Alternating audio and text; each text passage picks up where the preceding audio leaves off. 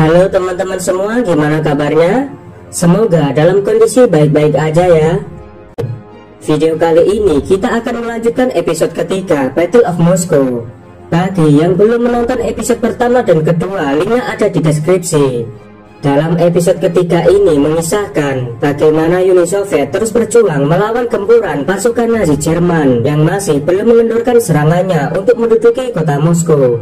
Demi menghindari kerugian yang lebih besar, Stalin terpaksa mengevakuasi 10 juta warga sipil dan perangkat pemerintahannya. Lalu bagaimana usaha Uni Soviet mempertahankan negaranya? Dan inilah alur ceritanya. Tanggal 5 September 1941, The Wolfsens, markas besar Hitler yang berada di front timur Jerman. Hitler menemui para petinggi militernya termasuk Panglima Besar Franz Halder. Hitler akan membahas operasi Typhoon atau operasi angin topan, yaitu sebuah penyerangan frontal ke Moskow, ibu kota Uni Soviet. Operasi ini harus dilakukan sebelum musim dingin datang. Untuk melancarkan operasi Typhoon, Adolf Hitler langsung mengerahkan pasukan terkuat angkatan militer Jerman sebanyak 2000 unit Luftwaffe, 1700 tank, serta 1 juta prajurit. Hanya dalam pertempuran Battle of Moscow, Jerman mengirim pasukan dengan jumlah sebanyak ini yang belum pernah dilakukan Jerman di pertempuran manapun. Dengan dukungan pasukan dari grup tengah Jerman, barisan tank Hans Guderian mengawali penyerangan di sayap kiri Von Bryan.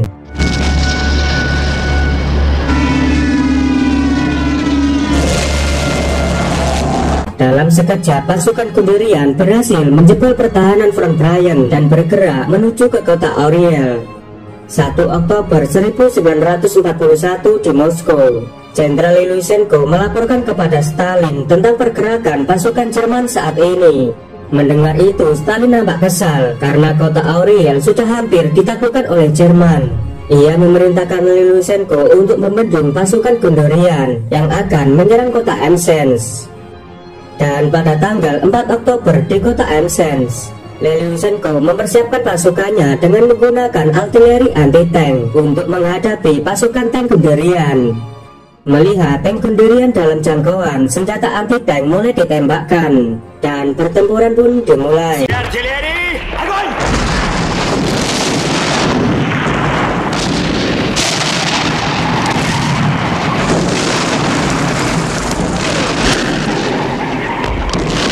Setelah berhasil membendung pasukan Jerman, Lysenko segera mengerahkan tank T-34.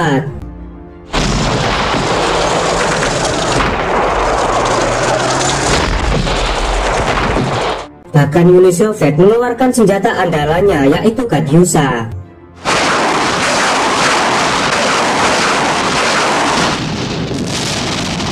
Serangan itu seketika membakar tank-tank Hans Guderian. Sementara di Kremlin, Joseph Stalin sedang mengadakan rapat bersama para petinggi militer. Mereka menyadari jika Soviet semakin terdesak oleh serangan pasukan Jerman. Setelah meyakini bahwa Jepang tak akan turut campur dalam peperangan ini, Stalin berniat menarik pasukannya dari timur. Stalin ingin memanggil Zhukov kembali ke Moskow karena sekarang kota Leningrad sudah terkendali. Bersama Zhukov, Stalin akan membentuk satuan sipil militer demi mempertahankan kota Moskow. Выкинуть лозунг «Все на защиту Москвы». Tak lama kemudian, intelijen melaporkan kalau Jerman telah mengerahkan ratusan tank menuju ke kota Yuknov. Beberapa pilot akhirnya dikirim untuk melakukan pengintaian, dan ternyata ada konvoi tank Jerman sepanjang 20 km. Sekarang pihak Soviet semakin frustasi karena kota Yuknov hanya berjarak 200 km dari kota Moskow. Tiligen segera meminta izin kepada Stalin untuk mengumpulkan semua orang yang layak untuk bertempur. Stalin lalu memerintahkan Tiligen untuk mengusir Jerman hanya dalam waktu 5-7 hari.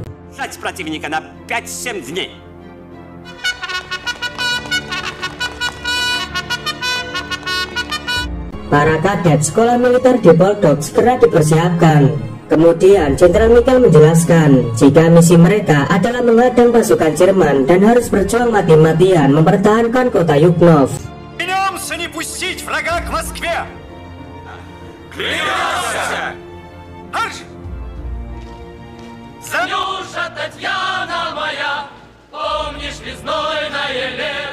Di tanggal 8 Oktober 1941, Zhukov sudah tiba di front barat. Zhukov dikirim oleh Stalin setelah memimpin pertempuran di Leningrad.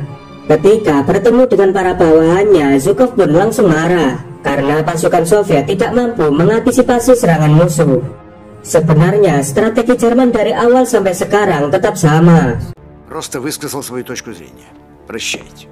Kemudian Zhukov mendatangi satuan kadet sekolah di Poldoks. Ia menyempatkan diri untuk menyemangati para prajurit muda yang sama sekali tak pernah bertempur. Zhukov juga menyampaikan pada komandan pasukan untuk tetap bertahan apapun yang terjadi. Еще 2 дня. Ни шагу назад. Драться до последнего. Это Жуков. Tanggal 10 Oktober di front barat. Sesampainya di markas, Jenderal Ivan Konev sedang diinvestigasi oleh Komite Pertahanan karena kota Vyazma tidak ada tentara yang berjaga di sana. Комиссия Государственного комитета спец... Во всех ваших ошибках виноват. Он действительно должен был получить 5 дивизий. Но вот теперь, во время войны... Lalu Zhukov ditelepon oleh Stalin dan Stalin memutuskan Zhukov untuk menjadi komandan tinggi di front barat. Zhukov hanya meminta satu syarat kepada Stalin, supaya Ivan diangkat menjadi deputinya. Mendengar itu, Stalin langsung setuju. Мне нужно иметь там своего заместителя. Хорошо. Para anggota Komite Pertahanan langsung dimarahi Zhukov bahwa pasukan Ivan telah bertempur mati-matian selama 8 hari demi menghambat laju musuh agar tak menuju ke kota Moskow. Sungguh sangat tidak adil jika perjuangan Ivan dianggap sebagai kesalahan strategi. И задержали немецкое наступление на 8 дней, но и своей жизни они спасали Москву. 13 Oktober di kota Borodino, Uni Soviet telah menyiapkan 600 prajurit dari akademi militer dan prajurit relawan dari warga Moskow. Sementara Jerman juga menyiapkan legiun Prancis untuk berperang. Sang komandan Nazi lalu memberi semangat kepada legiun Prancis bahwa pasukan Napoleon pernah melakukan peperangan demi merebut kota Moskow. Прошла великая армия Наполеона, армия Европы. Keesokan harinya, pasukan Jenderal Dovator ingin bergabung dengan pasukan Rokossovski. Jenderal Panfilov juga mengembangkan pasukannya dari divisi senapan 316. Walau mendapat bantuan, pasukan Rokossovski masih kekurangan prajurit untuk menghadapi serangan Jerman. Dan pertempuran pun dimulai.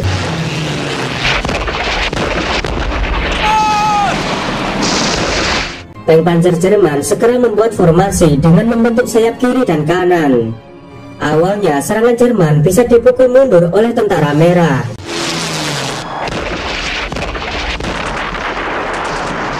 Tanggal 15 Oktober di kota Borodino, pertempuran pun kembali terjadi.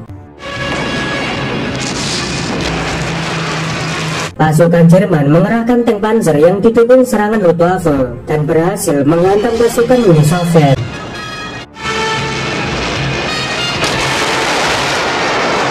Melihat pasukannya terdesak, Rokossovski segera mengerahkan tank T-34. Namun sayangnya pasukan Uni Soviet belum mampu menghentikan serangan Jerman. Di Kremlin Moskow, Marshal Boris menjelaskan perkembangan perang saat ini, bahwa Uni Soviet sudah kehilangan banyak perwira tinggi yang gugur di medan pertempuran. Boris juga menyimpulkan jika Uni Soviet belum bisa mengusir pasukan Jerman. Dalam situasi yang semakin terdesak, mereka berencana mempertahankan kota Moskow dengan memasang ranjau dan menambah pasukan artileri anti-tank. Mereka juga terpaksa akan memindahkan pemerintahan Uni Soviet dan mengevakuasi 10 juta warga Moskow ke kota Kubichev. Tindakan tersebut harus dilakukan untuk mengantisipasi kerugian yang lebih besar. Pada tanggal 16 Oktober, para warga sipil berbondong-bondong mengungsi ke tempat yang lebih aman. Bahkan beberapa petinggi militer penting juga turut dievakuasi.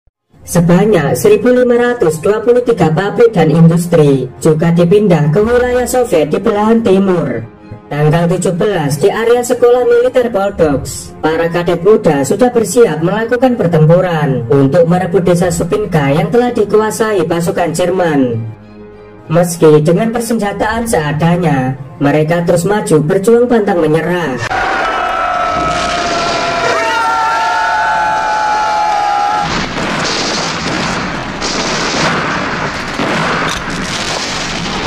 Dan akhirnya mereka berhasil merebut kembali desa Supinka dari tangan Jerman. Tapi kesenangan mereka nggak bertahan lama. Ternyata Jerman membawa bala bantuan. Melihat kedatangan pasukan Jerman dari arah hutan membuat tentara merah terkejut. Dan sekarang situasi pertempuran malah berbalik.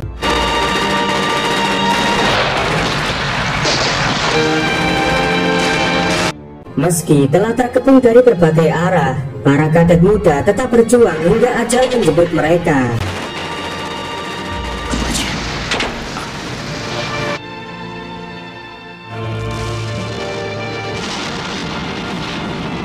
Jenderal Smirnov hanya bisa meneteskan air mata melihat semua pasukannya gugur di medan pertempuran. Dan episode ini pun selesai. Oke guys, terima kasih sudah menonton film ini sampai selesai. Kalau sudah, saya ucapkan terima kasih. Sampai jumpa di episode terakhir. Ленина! Вперед! К победе!